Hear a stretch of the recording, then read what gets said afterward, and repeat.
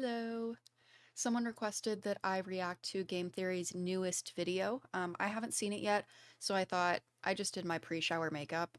It's a perfect time to. So let's just jump into it and see what it is all about. All right, like I said, I haven't seen this. Don't really know what it's about. I guess it's about MXES according to this title. So yeah, let's just jump into it. Oh, it thinks that there's immediately an ad. Okay, thanks YouTube Premium. Is it an ad? FNAF's Secret of the Okay, Mimic no. has finally solved security breach. Thanks to the inclusion of the Mimic's backstory, we now have the answers that we have been dying to understand for years. What is the Mimic's goal? What is the deal with MXES? And why was the lore of security breach so confusing in the first place? You know, besides the whole Scott not telling Steelwool the story thing. I thought I could do that without telling Steelwool the story plot.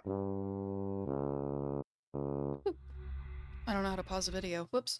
Yeah, I mean, starting off, 100%, that is why security breach is such a mess. And I think that's why it's so important when we're theorizing about security breach. We have to think about, what did Scott tell them? Like, we almost have to meta-analyze it in a way, would be how I'd want to explain that.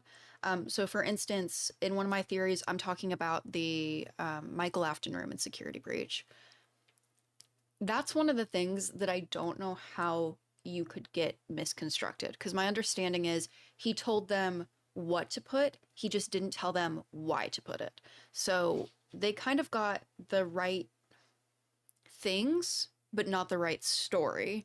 So I don't know if I'm explaining that well, but yeah, that's definitely why we have so much confusion with security breach.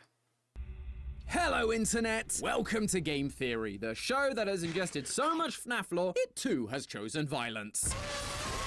That's right, today we're tackling the second main character in our three-part Secret of the Mimic extravaganza, the Mimic. Although I say that, as I was writing this episode, one thing became very clear. There is way too much to say about this character to fit in just one episode, and so I'm gonna add a bonus fourth episode to our lineup. Today we're gonna focus on the Mimic's past and present, and next time, its future. That also puts our very special FNAF Theorist live talkback on August 16th at 2 p.m. EST. So mark your calendars, folks, and hit the subscribe button before the Mimic comes and gets you. Sorry I miscalculated, but hey, Steelwool is still calling it Five Nights at Freddy's when all of their games take place in just one night, so... Oh look, the Mimic, it's here! Did you not hit the subscribe button like I asked? Seriously? I suppose you still have some time, but while you do that, let's actually talk about this one-of-a-kind villain. Well, actually, despite me referring to it as the Mimic this whole time, the one key thing Secret of the Mimic was very clear about, it's really not one of a kind at all, which, to be fair, is something we've been believing for a while now. In Tales from the Pizzaplex, we see two versions of the Mimic. The Mimic 1 program, which was the Mimic software that Edwin Murray created to put into a half-finished endoskeleton to play with his son David, which was then later used by Fazbear in The Storyteller, and then there's the Mimic 2, which was Fazbear's improvements on the original design, creating an endoskeleton that could change its shape and size to fit any costume or animatronic. However, how all of that tied into things like security. So this is just meek. There was an endoskeleton in the Mimic story, which, by the way, if you haven't heard the Mimic story, I actually did do a reading of it. So if you would like to check it out, it is on my channel. It's kind of like an audiobook, and you'll get to hear me do funny voices, so go check it out if you'd like to listen to the story.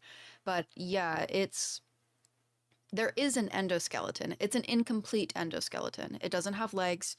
It doesn't speak, but it does have a body.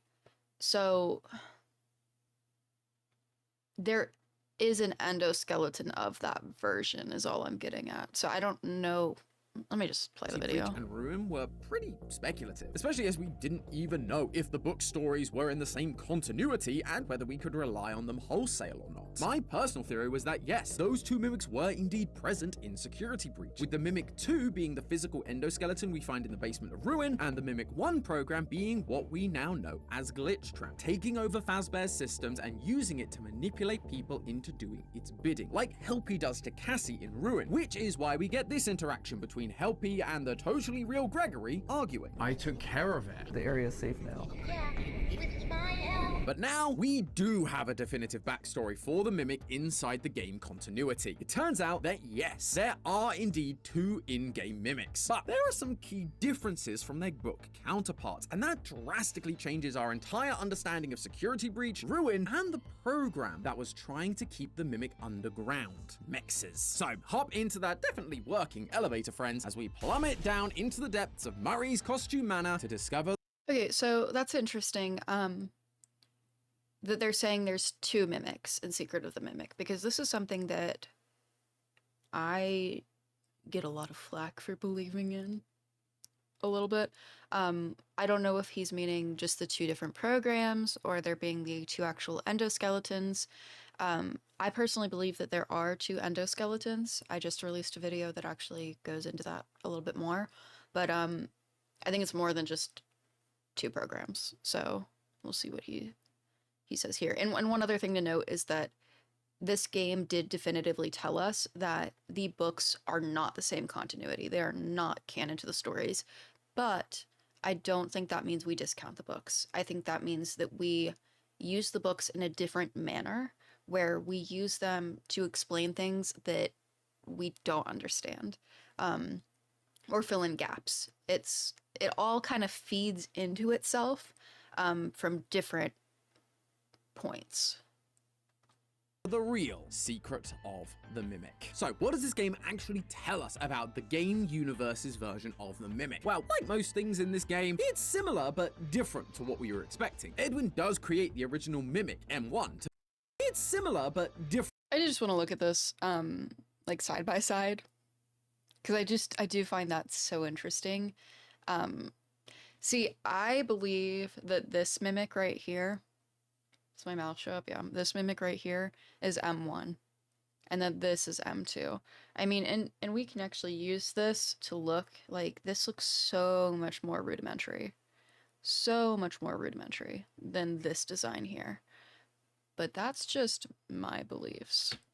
Different to what we were expecting. Edwin does create the original Mimic, M1, to babysit David. I don't agree with this. I believe that the Mimic was created, M1 was created originally to be used in the theater. So the reason I believe that is because there is a audio, it's not a voice log, it's like an overhead message that you hear in the theater, where Edwin says, "We replace directors, script writers, puppeteers, and actors." How are you replacing actors? How are you replacing actors? And you can't say, oh, well, he's just talking about the puppets. The puppets are the actors. Well, no, because in that theater, there's actually the human mascot costumes. And by human, I mean like the big mascot costumes. You got to put something in it. You know, it's not the Springlock suit. It's not the puppets. Backstage, there are literal costumes. So I believe that M1 was originally a actor in the theater. And the other reason I believe that is, to put it bluntly, why would he create he's a busy guy. He's a busy guy. Why would he create these extra functionalities just for a babysitter for his kid? Just to babysit his kid. Why would it need to be able to be any character?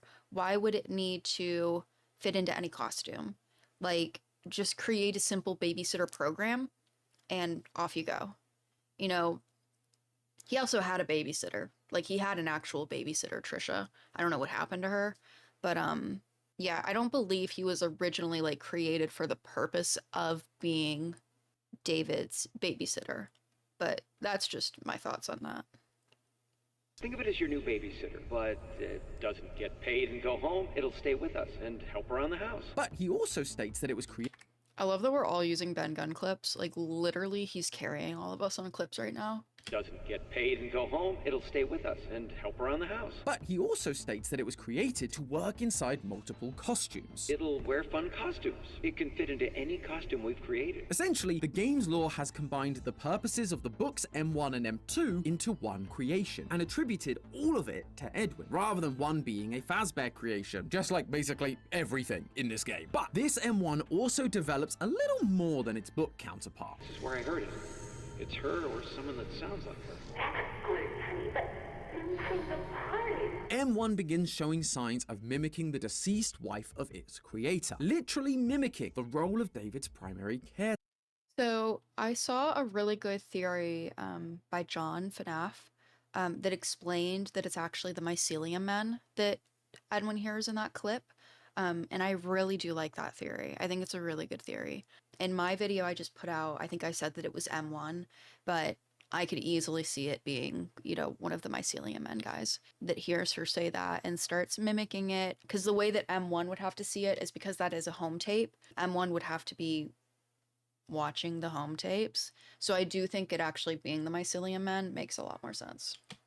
Caretaker, his mother, Fiona. As we discussed last time, Fiona tragically died in a fire at Fall Fest, and this totally destroys Edwin's mental state. I can't do this alone. So, naturally, when he starts thinking he's hearing the voice of his wife, he leans in hard. By David's last birthday, M1 is still not wearing any costumes like Edwin said it would, but instead it is mimicking Fiona perfectly. So this is where I would just want to point out that, like, let's listen to this again real quick. I can't do this alone. So, naturally, when he starts thinking he's hearing the voice of his wife, he leans in hard. By David's last birthday, M1 is still not wearing any costumes like...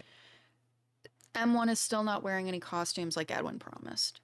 I think it's so important that in this franchise, when we don't get told much. Like, we do not get told much. So when we do get something explicitly told to us, I feel like that's things that we need to latch on harder to. And in this case, that being that David was scared of the costumes. David was scared of the endo, not the costumes, the endo. And Edwin said, "Don't worry, it'll wear costumes." What is the point of that message other than it can wear costumes, which we already knew? Like, what is... like, and we were shown that through blueprints as well. You know, obviously the books. There's so many other ways they could show that as well. What is the point of David saying, specifically David saying, "I am scared of this endoskeleton," and Edwin promising, "Don't worry, it's gonna wear costumes"? I don't know about you, but I find it hard to believe that David would just get over that fear and be like, "Oh, well, it's still naked. Okay, we're good." And be okay with it. That's just not something that I personally see happening, which is another reason I think there's two endos. Because if we, you know, what am I? I'm at 428. If we go back and look at, where did he have it here? Okay, this isn't the clip I was exactly looking for, but if we look at this mimic, or here. All right, if we look at this mimic, granted, yes, it is destroyed. It is... it's going through it. This endoskeleton is, in my opinion, fundamentally, just face-wise, structure-wise, is scarier than the mimic that we see in Secret of the Mimic. The eyeballs are uncanny, like these like weird eyebrow things. Like this structure, the teeth, while there are some similarities, I think that this, I could see this being scarier. So I like using that as part of why I think that there's two endoskeletons there. But again, I think that, all that too long, will I say, when Steelwool is telling us that, I got hair in my lip gloss. When Steelwool is telling us that David is scared of the costumes, we have to think, why? Not why is he scared, but why are they telling us? Because for this to just go, oh, well, Edwin promised it, but it never happened, I think that brushes off a really big point that can be used to connect quite a bit in the game. Hard. By David's last birthday, M1 is still not wearing any costumes like Edwin said it would, but instead it is mimicking Fiona perfectly. Baking a cake, hanging decorations, all of that good stuff. I baked it myself for David's special day. This is where Edwin's second tragedy strikes. M1 Fiona goes down to get David while everyone is waiting to celebrate him, only for them to discover that David is dead. Again, Edwin is destroyed by this. But this time, M1 Fiona is here, and she has a quick and easy solution. You need to try again. So a couple of things. I do wish that we would go in more depth on what game theory thinks happened with David dying. Like I said, I don't mean to keep plugging it. I just released a video that talks about David's death actually in it. And I really like what I came up with it. Basically, just as a gist, it relies on that note, that email that we get that says the party is canceled. Because the way that I'm really trying to look at this lore and this franchise is we are being fed this information for a reason. Nothing is a coincidence, not even Easter eggs, not placement, not the notes, not the audio, nothing is a coincidence. And I don't think anything is thrown in there just to be in there. I think everything is very strategically placed to tell a story. So I'm basically trying to think through it as a game developer would. Because, fun fact, I did make a little creepypasta game at one point in my life. And everything that I put in there was pointing you towards something. So yes, I do believe there are red herrings, but I think that those explicitly lead to dead ends, where what we're trying to do is find a thread and just keep pulling on it until we kind of reach everything. And build another. The two go back and forth over this for a while, but eventually Edwin gives in and begins attempting to make a new mimic that will mimic his dead son.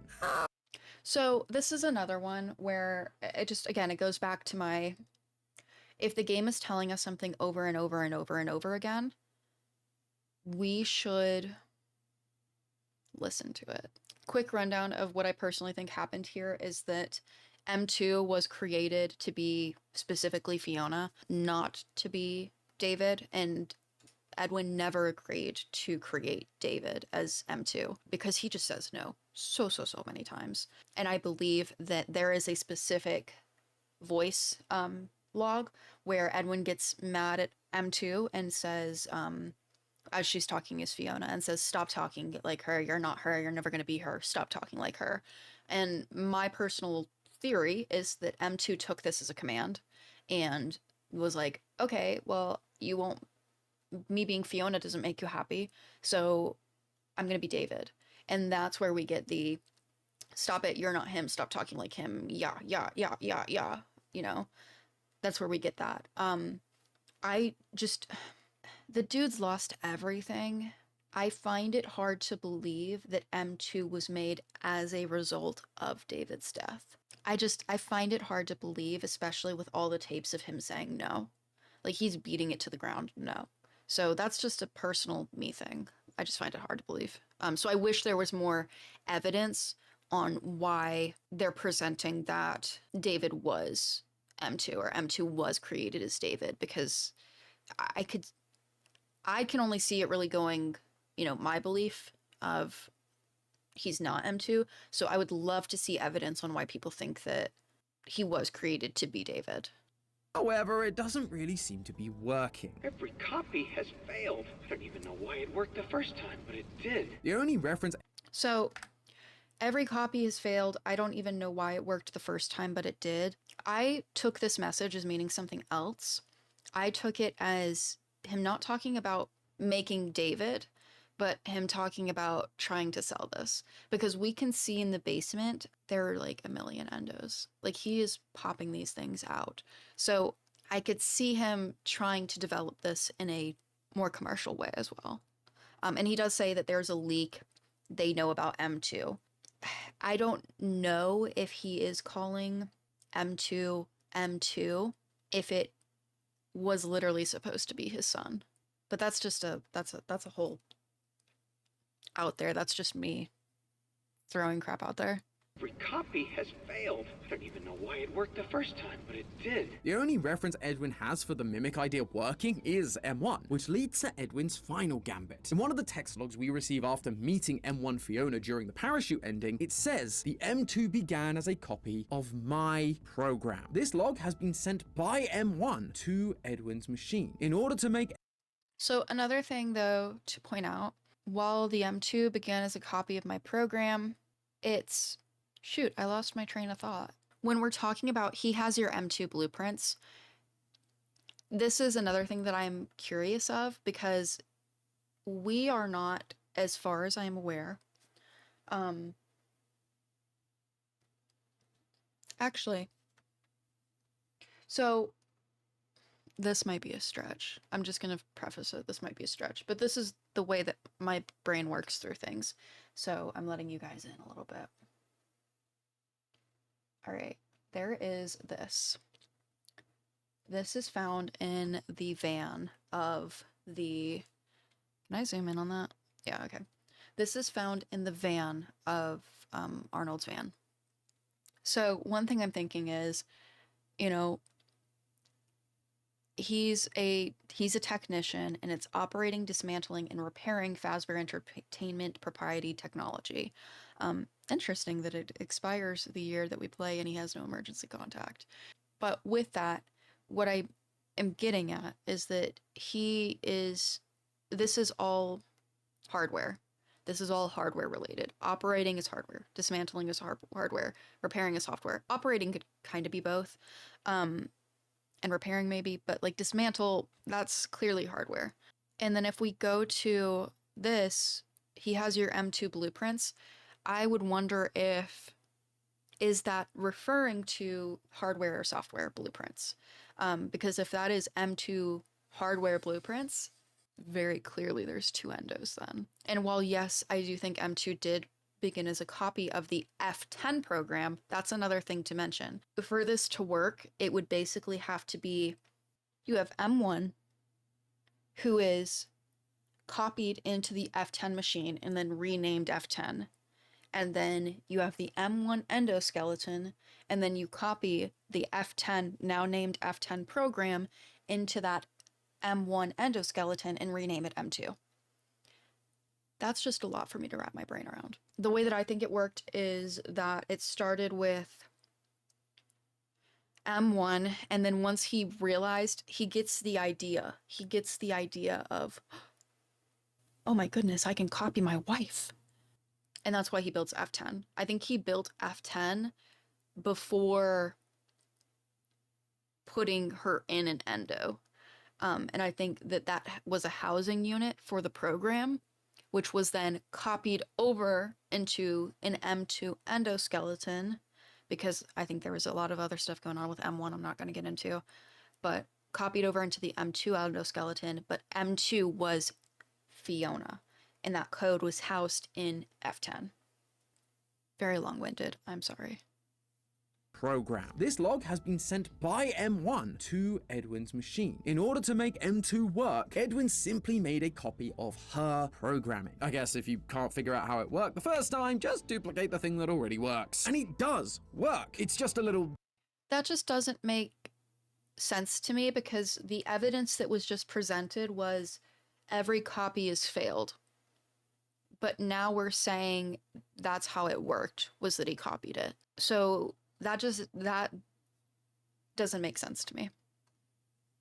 Too much for Edwin to handle. You're not him. You're not.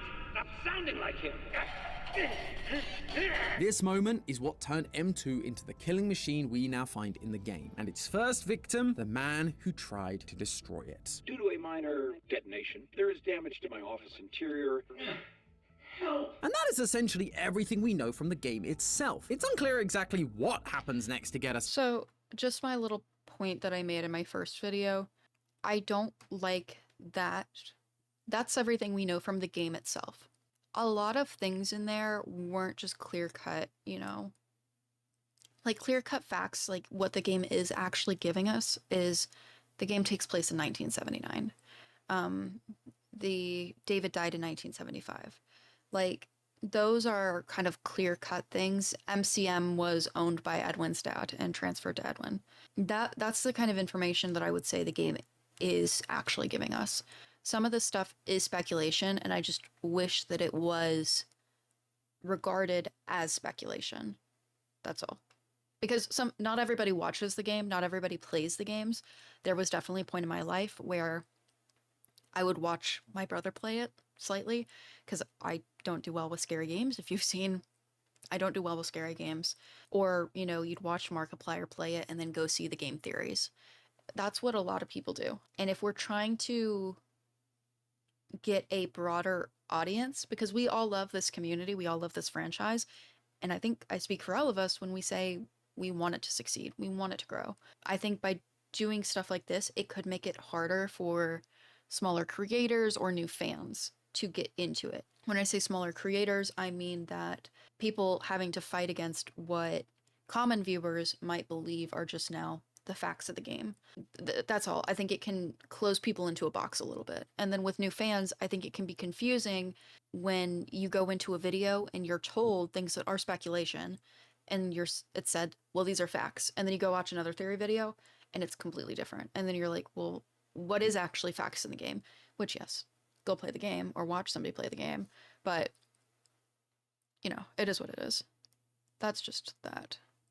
A security breach in Ruin, it's gonna depend heavily on which ending is canon and what happens in the inevitable DLC that Steelworld does for all of their FNAF games. Personally, my money's on the DLC being about Fall Fest. I proved last time that the game takes place in September 1979, so Fall Fest would likely...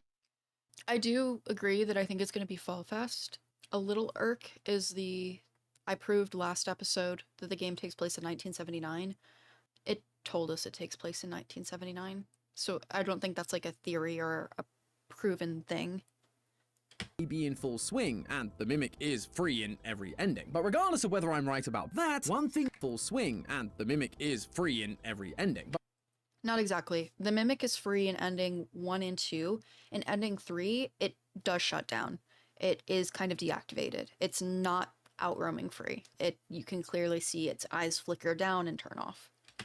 But regardless of whether I'm right about that, one thing I am sure about is that at some point M2 is going to be trapped inside MCM. It will get cemented up only for us to go down into the basement of Ruin and find it again. Now, I know what you're thinking. These two characters don't look anything alike, but just take a look around first. We have a springlock scooper, wooden boxes filled with costumes like crows, elephants, and lions, the similar flooring and wood panel walls with builder's lights hanging from them. Everything we're seeing in MCM. So yes, 100% yes, this is what we see in Ruin. It is, 100%. However, I don't believe it's M2 that we see in Ruin. My personal theory is that it's actually M1 who is Sleepy Moon. I don't think that it is M2 that we're seeing down there, but I do agree that this is what we're seeing in Ruin, this MCM. Matches stuff that we saw underground when we encountered the Mimic in Ruin. We can also find endoskeleton pieces deep within MCM from when Edwin was experimenting trying to create the Mimic. And if you look closely, some of them don't really match the current version of the Mimic, but they match the endoskeleton of the Mimic that we find in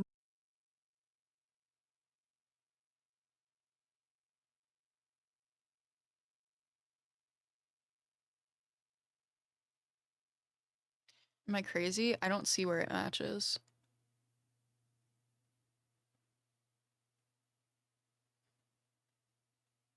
Am I crazy? I don't know.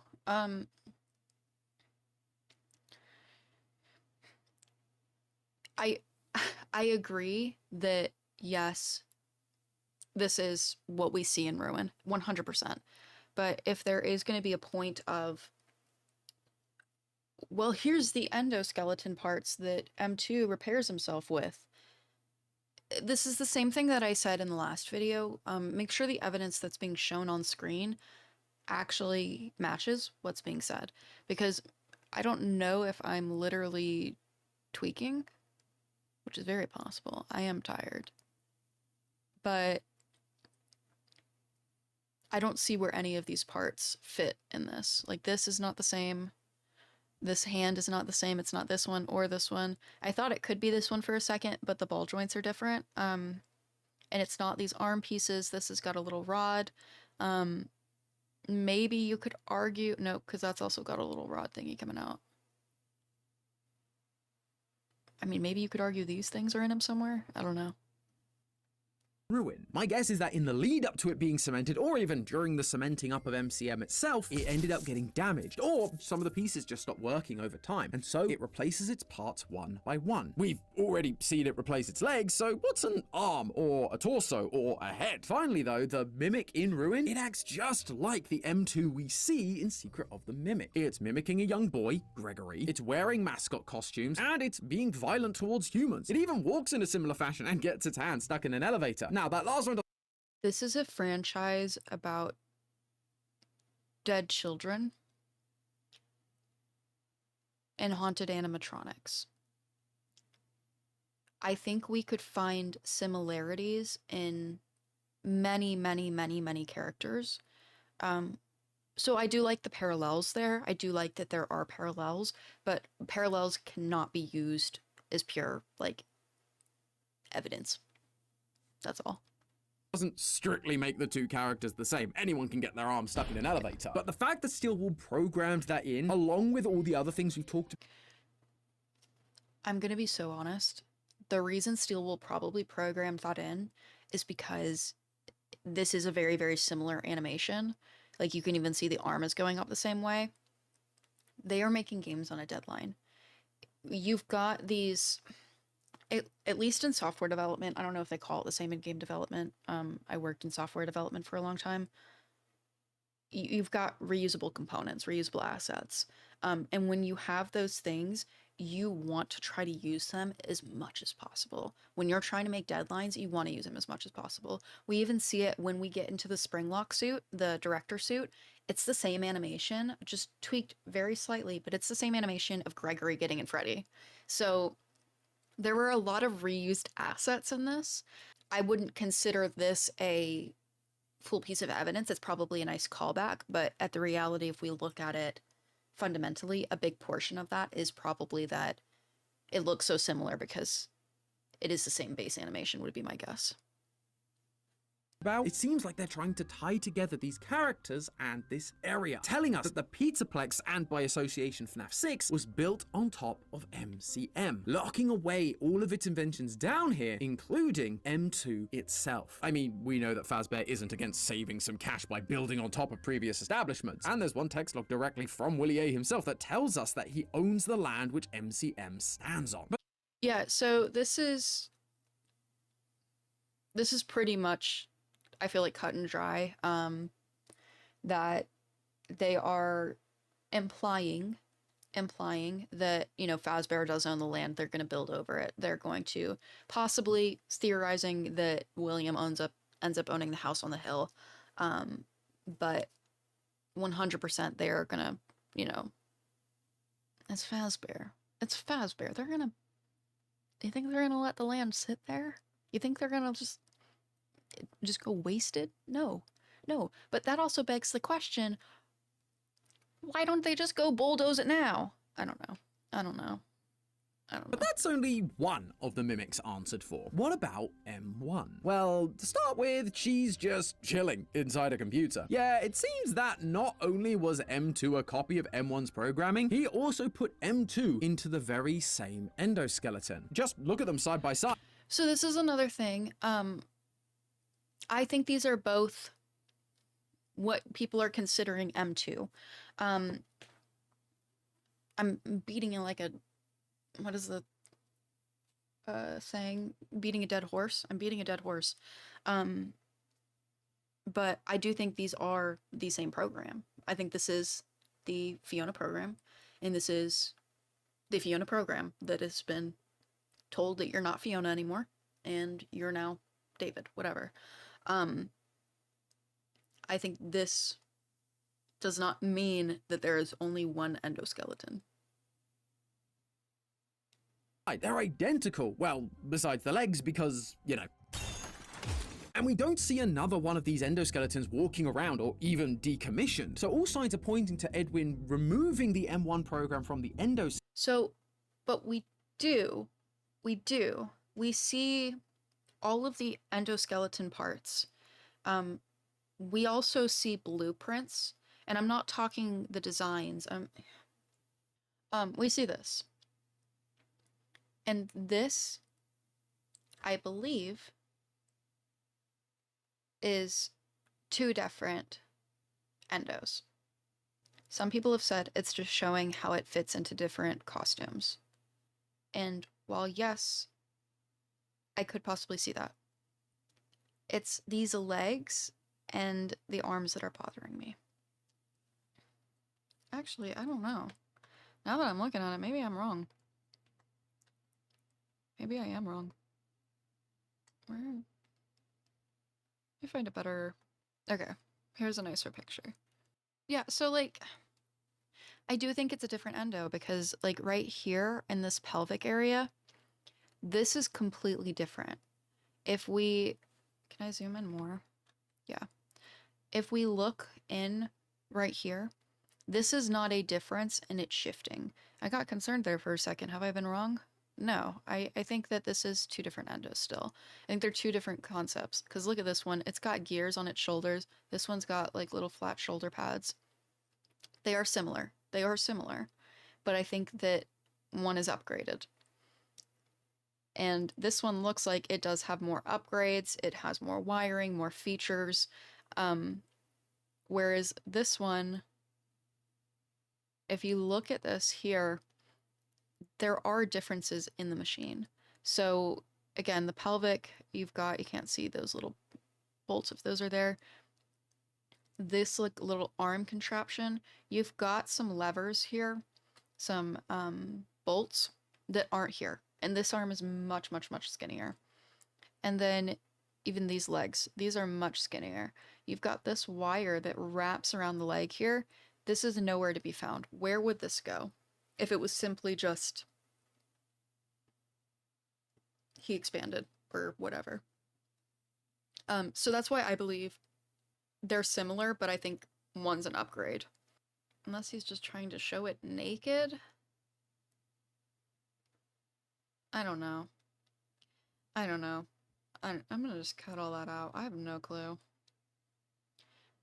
I think there's multiple mimics. Skeleton, putting M2 into...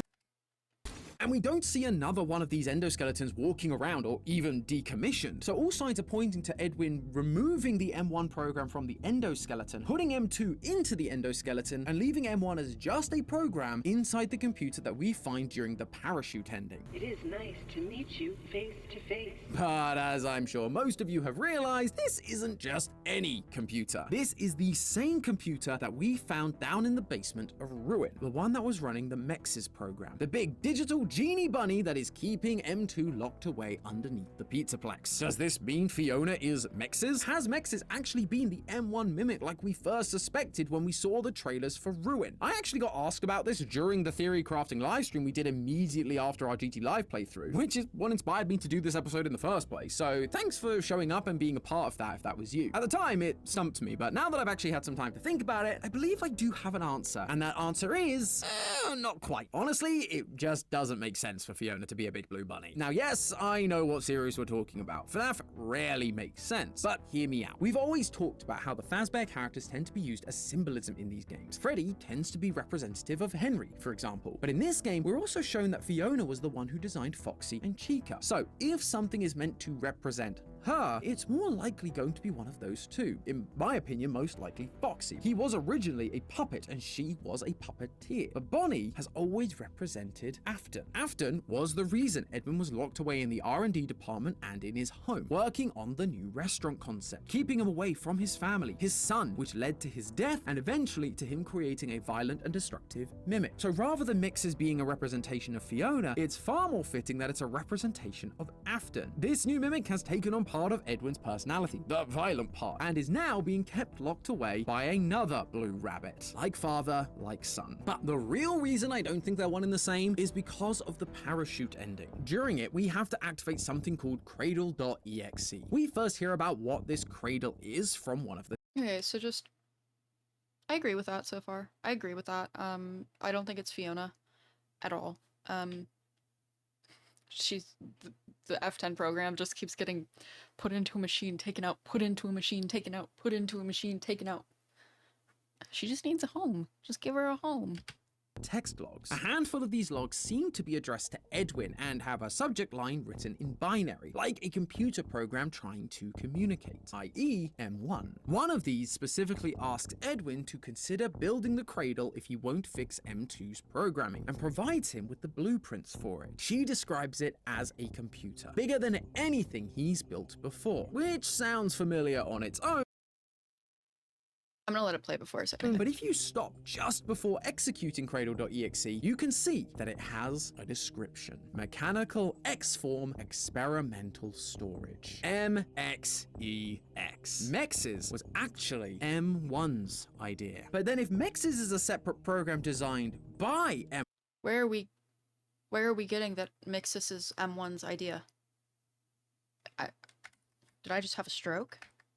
which sounds familiar on its own, but if you stop just before asks Edwin to consider building the Cradle if he won't so fix build the M2's Cradle. programming, and provides him with the blueprints for it. She describes it provides the as a blueprints. computer, bigger than anything it's a he's computer. built before, which sounds familiar on its own, but if you stop just before executing Cradle.exe, you can see that it has a description. Mechanical X-Form Experimental Storage. MXES.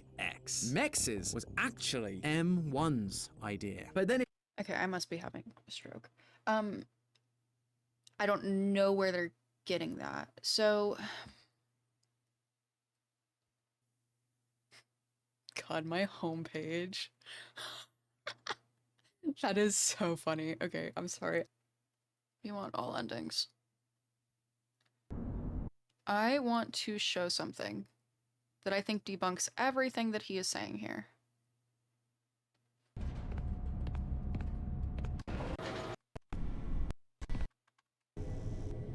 No.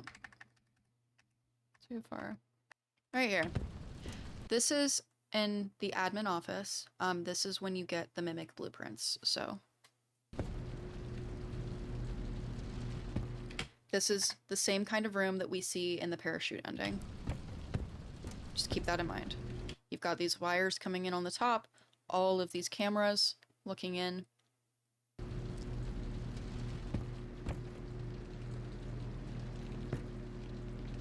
And you access it. Experimental storage number 2. This is another MXES. Mechanical X-Form Experimental Storage number 1. A, why is it named number 1 if there is just one? B, this is number 2. And this doesn't have Cradle on it. It has the Mimic blueprints, which Mimic stands for something. I don't know what yet. But what's interesting is both of these rooms look the same. And this is actually something I'm going more in depth on in a future video, because I've got a theory on why I think they are and what I think they actually are. But Cradle is not MXES. Cradle is stored in MXES, but it is not equal to each other in my opinion. Because, I mean, you've got this right here. This debunks that immediately. Why is there 2? This doesn't have Cradle anywhere near it. if MXES is a separate program designed by M1, why does she end up on the same computer? It's because of what MXES stands for. I've already mentioned it stands for Mechanical X-Form Experimental Storage. The word there you may not be familiar with is X-Form. Simply, it's just programming shorthand for the word transform, i.e. it's an experimental way of storing or keeping locked away a transforming machine. Makes sense. However, there is a little more to it than that. In programming, the transforming that X-Form refers to M2 is an object's position, rotation, and scale. Again, all things we understand about the Mimic's transforming abilities, but the key is how those transformations are applied. You see, X-forms are hierarchical, meaning transformations applied to a parent X-form affect all of the objects assigned to that parent, like they're its children, if you will. M1 was the first Mimic, the original, so it needed to be on the same machine as MXES to act as the hierarchical X-form for M2. M1 has also taken on the role of Fiona, while M2 is supposed to I think I'm losing it. I just can't follow this, like genuinely. Why does she end up on the same computer? It's because of what MXES stands for. I've already mentioned it stands for Mechanical X-Form Experimental Storage. The word there you may not be familiar with is X-Form. Simply, it's just programming shorthand for the word transform, i.e. it's an experimental way of storing or keeping locked away a transforming machine. Makes sense. However, there is a little more to it than that. In programming, the transforming that X-Form refers to is an object's position, rotation, and scale. Again, all things we understand. Not in programming, in like modeling or like, you know, CAD maybe, but I wouldn't consider that in programming what it would refer to. And about the Mimic's transforming abilities, but the key is how those transformations are applied. You see, X-forms are hierarchical, meaning transformations applied to a parent X-form affect all of the objects assigned to that parent. So yes, if you have a parent and a child node, basically what it is in programming, when you do apply something to the parent, it does affect all of the children, as it's called. Okay, seeing it again, I understand what he's saying. That was just confusing the first time. Like they're its children, if you will. M1 was the first Mimic, the original, so it needed to be on the same machine as MXES to act as the hierarchical X-form for M2. M1 has also taken on the role of Fiona, while M2 is supposed to be David, Fiona's child. Again, fitting nicely into that hierarchical programming setup. The parent is there so that MXES can help control the child. MXES can apply something to M1 that will automatically control M2. But clearly the program was never installed. Edwin built the Cradle computer and put M1 Fiona into it in order that the MXES program could. Okay, so they are saying that this is Cradle, and that Cradle is this computer and Cradle is MXES. I put this in my video. This was in my video I just posted, but I just want to show it as well because I think that it sheds some light on this. Girl, where is this picture? I actually desperately need to clean my desktop, like, folders. Here it is. This takes place in 79. This takes place in, you know, Edwin presumably, you know, was working there in 75. This is obviously 1961, so it's a little bit bigger. These are the types of computers of this time. This, in my opinion, is not crazy for a computer. It's just not. It's not. For the types of programs and storage that you would need for them, the director suit, the theater show on its own, that alone should take up this much space. Storing it in a database, storing it in this time in 70s, it should. I wouldn't consider this something bigger than he's ever done before. Because if you think about it, like, he's got that theater show, he's got the Springlock suits, he's got the welcome show. It's not like, even just hardware mechanically, this is still not bigger than the theater show. So when I think about what she's talking about, I don't think Cradle is this computer. I don't think it is. Because another thing that is an issue with this is if we're saying that this computer here was built to be Cradle, she sends these messages, by she I'm meaning F10, sends these messages through this machine, through that machine. One is like, my home, my home. One is, Edwin, was I not good enough? Are we losing our home? Whatever. The other one being, Edwin, I'm sending a technician. Those all were sent from her, and they all have, you know, the same kind of writing in it. So I don't think that it makes sense that, like, how is she connected to the network if she is in the endoskeleton? How is she connected in that way? I don't know. Maybe I'm like, I just don't think this is the Cradle. Yeah. Check out my video if you want to see what I think the Cradle is. Since I'm just plugging that this entire time because it goes against everything I just submitted. Just uploaded, oh my goodness.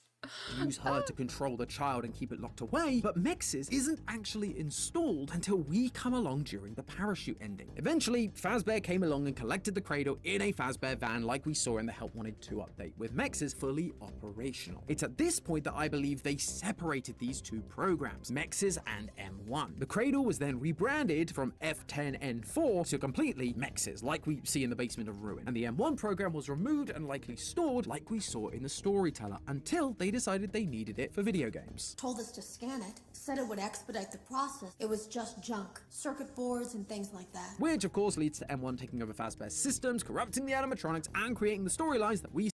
But if M1 is F10, why would she be, what's the motive? When we're seeing her as a not as destructive force, that, you know, I don't know.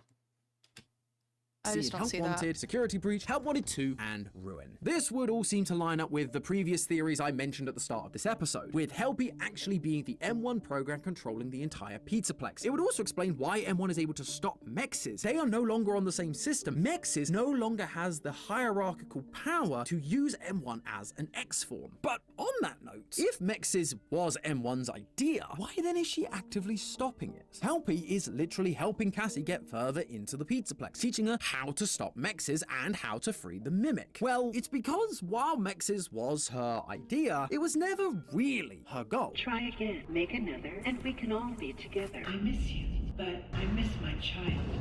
I want him back. We must convince him to repair M2. That is all that I want. In the text log about the Cradle, M1 is trying to appeal to Edwin, asking him to make the Cradle because it became clear he wasn't going to fix M2. But So, one thing to notice is that Fiona F10 never calls M2 David. Never calls M2 David. This references David. If she saw M2 as David, why is she suddenly now calling M2 M2? I think she sees her child as her child. Her child is M2. Her child is not David. That's her robo child, you know? So I actually think this was built when David was still alive. really, she wanted her child back. MXES was just a stopgap for her, a way to keep the Mimic safe while she figured out a way to fix it without Edwin. That's why she faked the voice of Fazbear Dispatch and convinced Arnold to explore the manor and find the schematics for the Mimic. It's so— Are we still on that? I don't think that she is who's talking to him in the car. There's a very clear moment where it's static and you can hear that that's when she starts copying him. But Fazbear wants these schematics too. Fazbear wants this too. That's not out of the norm. Oh, that she can fix it herself. And if people get hurt along the way, so— Okay, I just want to know, how is she going to fix it herself? She doesn't have arms. This is not like a critique. This is just a general question. How is she going to fix it herself? She doesn't have arms.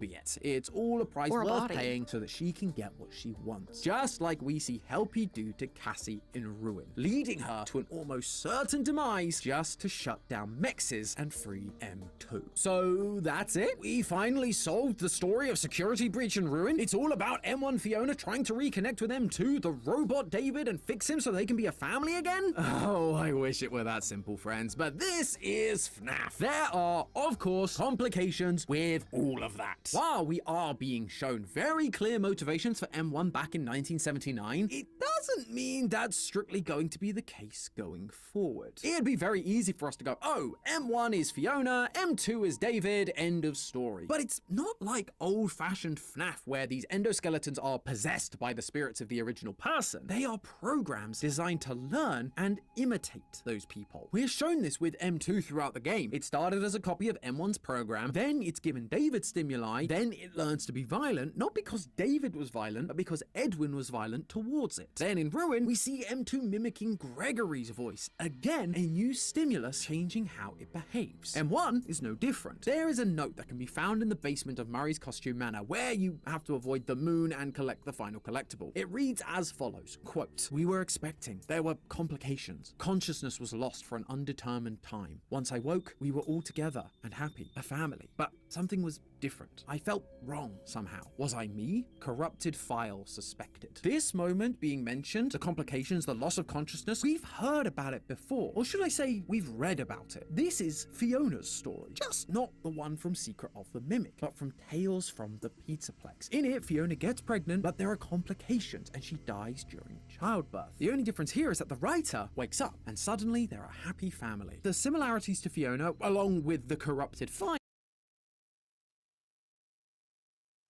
One way that I took that is, yes, it could be referencing the books.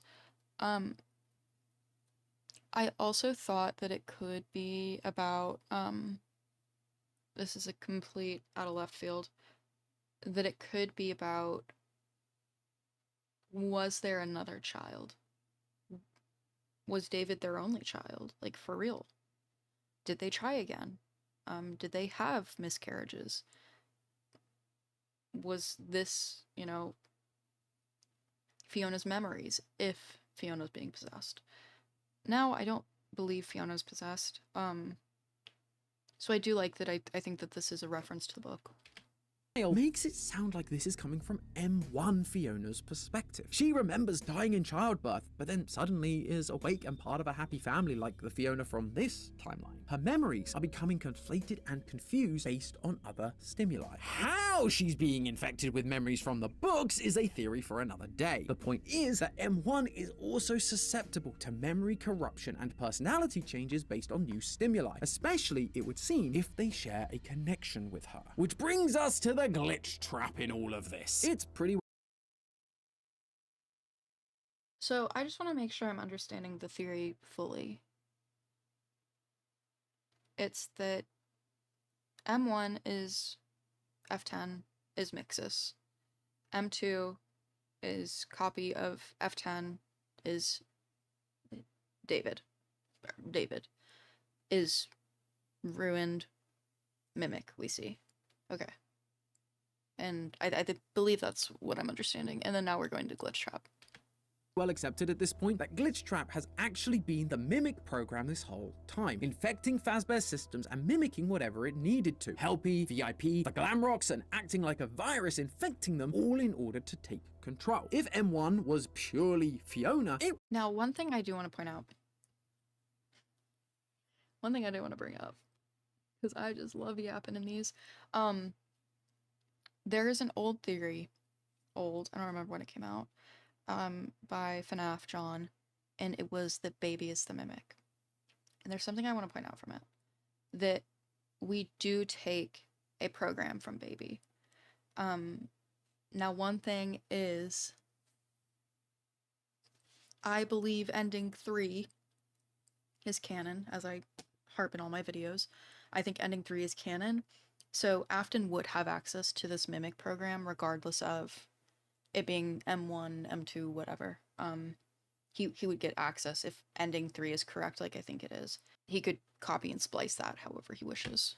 Wouldn't So make that's sense just for an M1 to alternative. present herself as anything other than Fiona in some kind of digitized form. Probably a Foxy like we talked about earlier. But instead, we see an old school version of Afton's Yellow Bunny. Why? Because M1 has also been receiving other stimuli thanks to its inclusion in the creation of the Help Wanted VR game, as I alluded to earlier. Told us to scan it. It was just junk. Circuit boards and things like that. By having M1 circuitry used to build Help Wanted, the M1 program was fed information information from the first set of games in this franchise, learning all about the Yellow Bunny killer that would lead kids into the back room and kill them, a family of children all killed by animatronics, and a father that wanted to put them back together. A father with the same goal as her, someone willing to crack a few eggs to make an omelette. They're practically the same person, and so M1 accidentally makes them the same person, wearing the costume, kidnapping the kids we see in the newspaper in Security Breach's bad ending, and leading them into the back rooms during VIP. All of this explains why Security Breach's story felt like such a mess, and it's why no theorist could really have predicted what we ended up seeing in Secret of the Mimic. Most of the theories I had were about Afton and Henry's parts in the story, because all signs left by Glitchtrap or the Pizzaplex in general were pointing towards Afton and his involvement with the Mimic. How else were we supposed to interpret a dining table scene with 5 characters clearly representing the Afton family in a room with post-it notes written in?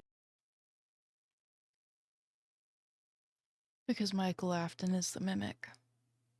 Go check out God Michael.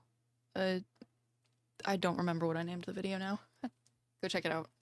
In binary. But this is why Fiona, M1, was conflating her stories with that of the Aftons. Take a second look at that dining table scene. The magician we assumed was Afton, it's wearing a bow tie, something which, of course, matches Afton's famous Yellow Rabbit costume, but I mentioned in our last theory that within Secret of the Mimic, bow ties are really commonly associated with another character, Edwin. We pick one up off of his statue during Moon.exe, he's wearing it during his company portrait, his wedding photo, and his family photo, and it's literally the logo of his company. Plus, Edwin was kind of a magician when you think about it, specifically when it came to technology. He developed things well beyond what should have been possible for the time, so much so that Fazbear hired him to work on their stuff and eventually bought the whole thing. And then there's the motherly character, the one at the head of the table, the one that we all naturally assumed must be Mrs. Afton, despite the fact she's never shown up in the games. Well, in the game files, that character model is called the Nanny Bot, which is what M1 was originally supposed to be. Think of it as your new babysitter. And now...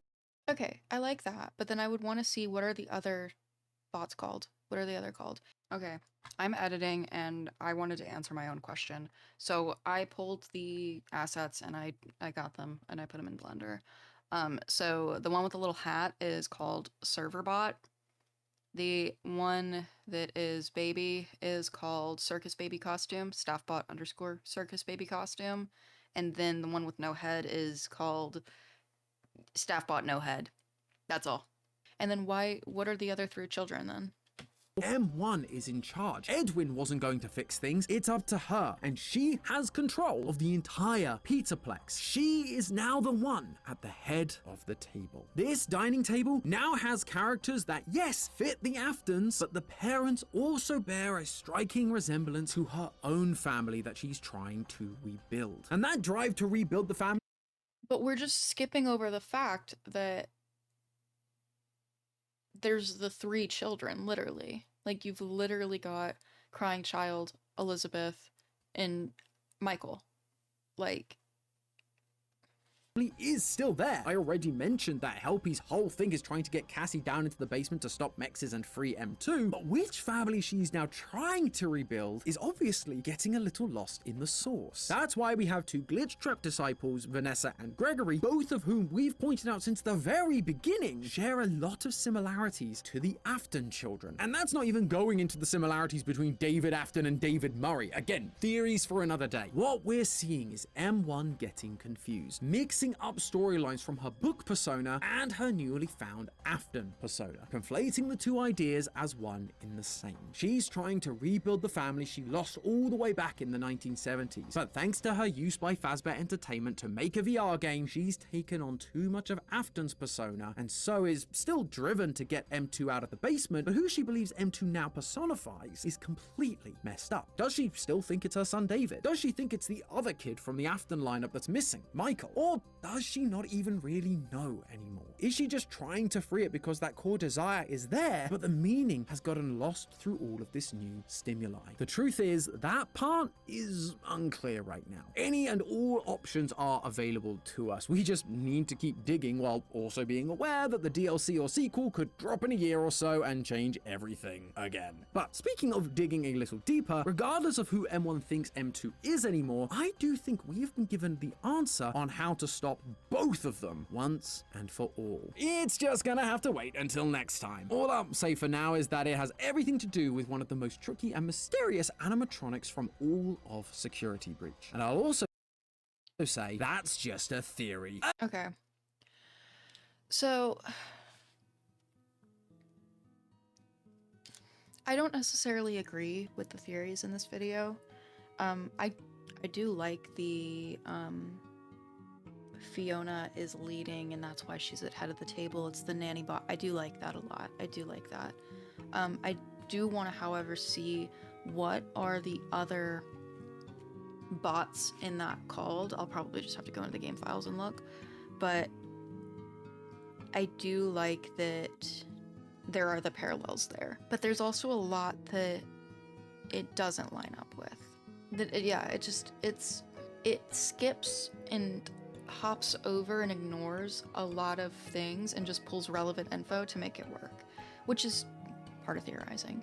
You know, just pulling the dining table from the sticky note room, not going into what any of the sticky notes are, that I feel like is a little bit iffy, because if you're saying that's what it's showing us, well then who created that table? Who set up that table? So that's iffy. And then you've got just the jump that Cradle is MXES is Fiona is Glitch Trap. That's a lot, I feel like, especially given that there are two MXES. Like there just are. Cradle is its own separate program, and the size of Cradle as well, saying that it's a big computer. Bigger than anything you've done before, I would think is bigger than the F10 machine. It's an interesting theory though. I do like how it lines up.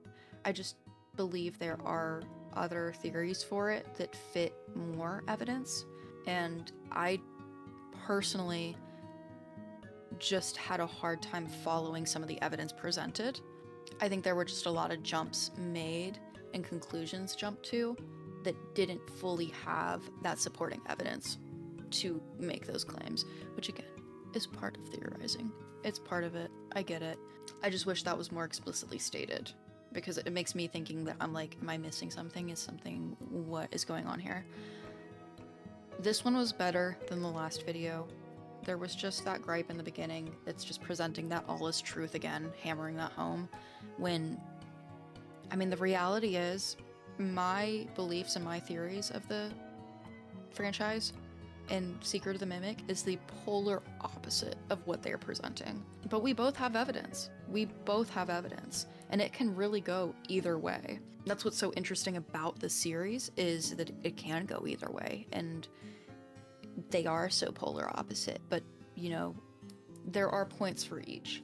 So while this hasn't convinced me at all, I do think it's interesting. I think it gives some food for thought, but I don't necessarily think this was enough to cement me in believing any of this. And I also think that, like, this is something I mentioned in the last video, when it comes to a channel of this size, when it comes to, here, I'm gonna be yapping, so we're just gonna, there we go. Yeah, I can see me. When it comes to a channel of this size, and when I say that, I mean, like, they've got like 20-something million subscribers. We know that they were bought out by a corporation or sold to a corporation. I don't fully know what happened there, but this is a business at the end of the day. They have far, far, far, far more resources than any other theorist has. That's really one of the main things that I'm harping on when I say that they are such a big channel, is that I would go to them to look for What am I missing? What's the secret that I'm missing? What is the key that I'm looking for? And like the small details of like, you know, the endo parts didn't line up, or like there are two MXES machines. Those are the types of things that I would expect to be shown in a video from a channel of this caliber and size. You know, they've got a whole team that can work on these theories. This is just something that I would expect a little bit more R&D on. I would expect a little bit more quality assurance on, because unlike smaller creators, they have so many more resources to be looking for this stuff. So these are the types of things that I would hope that they don't miss. I do think that there are key little details that they're missing that make the theories work. Like I think the fact that there are two MXES computers kind of shuts down a lot of this, because it means that Cradle isn't MXES, which shuts down a lot. So it's just stuff like that that I think when you are theory crafting, you have to look at both the debunking side and the theorizing side. So like if I go into, I'm gonna show you guys the craziness. I'm pulling up my theorizing document. So I have got a theory that, you know, Michael is M2. M2 is Michael. And I'm reworking it a little bit because I'm starting a new kind of series where I'm doing a bit of a different format. Because one thing I noticed was, nah, this is gonna sound so bad. One thing I noticed was a lot of these theory videos look and feel very similar. And I'm just gonna be honest, editing them is a bit hard for me, and I don't find it as engaging to watch sometimes. So I'm trying a different format. I do want feedback on it. If you guys all hate it, I'll figure it out. I'll do something else. But if you like it, great. It should be coming out, I don't know, sometime it comes out. But this is my theory document. This is just on my Michael Afton crap. So all this yellow highlighted is just the counter argument. This is just my counter argument on why, you know, people say with Michael, oh, well, he can't be M2 because he decays, and he can't be M2 because of Ennard. So those are good points. They're really good points, and I've got counterpoints to them. So that's what, you know, I feel like there should have been a little bit more of, is the counter arguments and really fleshing out what you're selling us, because I just wasn't really convinced. And I do have questions like, why is there two computers then? What is the sticky note room then? What about the puppet arms? Why is it the puppet arms in the in Security Breach going through the arcades? What are all those for? That's where my questions arise. But all in all, much better than the last, like I said. We'll just have to see what they come out with. Yeah. But thank you so much for watching. If there's any other videos that you would like me to, or theories that you would like me to react to, let me know. I can give my thoughts, share any, you know, counterpoints that I see to them. If there are, just drop them in the comments down below, and I'm happy to react to anything. I love watching things and yapping. I'll do that all day. But yeah, thank you for watching. Make sure you like, comment, and subscribe, and I will see you all next time. Bye!